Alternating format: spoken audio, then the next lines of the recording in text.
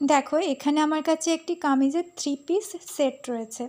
তো এই সেটের মধ্যে দেখো কুর্তির পিসের মধ্যে একদমই সিম্পল প্রিন্ট করা রয়েছে, কোনো ধরনের কাজ নেই, সাইডে শুধু এরকম বর্ডার দেওয়া রয়েছে। আর নিচে যেই সালোয়ারের পিসটি আছে সেটার মধ্যেও এরকম ধরনের প্রিন্ট রয়েছে, কোনো ধরনের কাজ নেই। তো কামিজের পিস কিনে নিয়ে আসলে আমরা অনেক সময় বুঝে পাই না যে এটা দিয়ে কীরকম ড্রেস বানালে ঠিক লাগবে। তো আমি দেখো এরকম একটি সাইড স্লিট রাউন্ড কুর্তি বানিয়েছি, আর সাথে একটি সুন্দর নেক ডিজাইন, আর নিচে রেখেছি প্লাজো প্যান্ট। তোমরাও যদি একই ধরনের নর্মাল কামিজ পরে পরে বোর হয়ে যাও তাহলে এরকম একটি ডিজাইন অবশ্যই ট্রাই করে দেখতে পারো। সম্পূর্ণ ড্রেসটির ভিডিওটা আমি 3টে পার্টে ভাগ করে দিয়েছি, তোমরা চ্যানেল ভিজিট করে দেখে নিতে পারো। আর খুবই সহজভাবে শিখিয়েছি যাতে সেলাই যারা একদম নতুন করছো তারাও যেন খুব সহজে এরকম একটি ড্রেস বানিয়ে নিতে পারো। টাটা।